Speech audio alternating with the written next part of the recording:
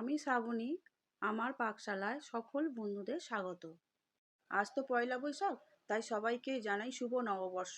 সবাই খুব ভালো থেকো, সুস্থ থেকো আর ভালোভাবে খাওয়া দাওয়া করো। আজকে আমি বানাচ্ছি বিয়েবাড়ির স্টাইলে দই কাতলা। আমি এখানে 6 পিস কাতলা মাছ নিয়েছি। খুব ভালো করে ধুয়ে রেখে দিয়েছি। তারপরে নুন হলুদ মাখিয়ে 15 মিনিটের জন্য চাপা দিয়ে রেখে দিয়েছিলাম।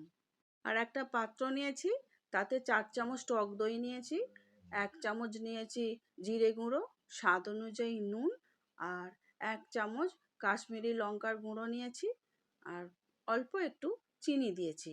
সামান্য জল দিয়ে খুব ভালো করে আমি একটা ব্যাটার করে নিচ্ছি। জলটা একটু প্রয়োজন অনুযায়ী দিচ্ছি, কারণ যেহেতু মাছটা আমি 6 পিস দেবো, সেই অনুযায়ী একটু জলটা এখানে আমি দিয়ে নিচ্ছি।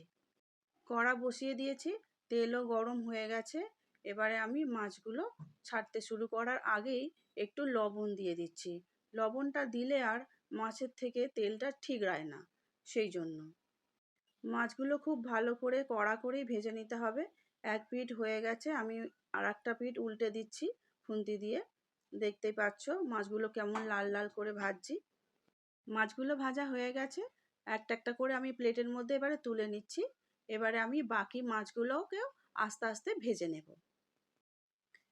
দেখো মাছগুলো কীরকম লাল করে ভেজেছি, প্লেটের মধ্যে আমি নিয়ে নিয়েছি। এবার বাকি মাছগুলো আমি ছেড়ে দিচ্ছি তেলের মধ্যে। একইভাবে আমি এপিট ওপিট করে লাল লাল করে এই মাছগুলোকেও আমি ভেজে নিচ্ছি। এইভাবে যদি দই কাতলা বানানো যায়, তাহলে আর কোনো তরকারির প্রয়োজন হয় না বন্ধুরা।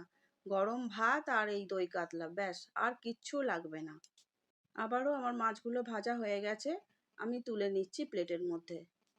মাছ ভাজার যে তেলটা বেঁচে আছে, এই তেলের মধ্যে আমি কিছু গোটা গরম মশলা দিয়ে দিচ্ছি। অল্প নেড়ে নিচ্ছি। আর আমি আগে একটা পেস্ট বানিয়ে রেখেছিলাম, 3টে পেঁয়াজ আর 6টা কাঁচা লঙ্কা, 4 কোয়া রসুন আর 2 গাঁটের মতো আদা।